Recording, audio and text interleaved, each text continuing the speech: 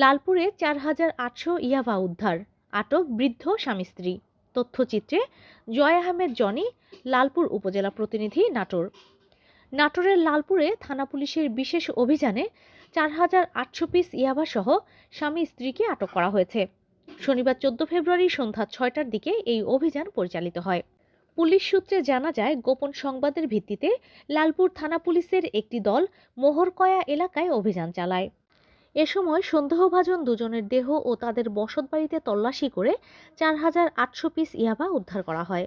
আটককৃতরা হলেন মোহাম্মদ মার্জিনা খাতুন, স্বামী মোহাম্মদ বেল্লাল সরকার এবং মোহাম্মদ বেল্লাল সরকার, পিতা মোহাম্মদ সানাউল্লাহ সরকার। তারা উভয়ই মোহরকয়া এলাকার বাসিন্দা। এই ঘটনায় মাদকদ্রব্য নিয়ন্ত্রণ আইনে মামলা দায়েরের প্রস্তুতি চলছে বলে জানিয়েছে পুলিশ। লালপুর থানার অফিসার ইনচার্জ জানান, মাদক বিরোধী অভিযান অব্যাহত থাকবে এবং জড়িতদের বিরুদ্ধে আইনগত ব্যবস্থা গ্রহণ করা হবে।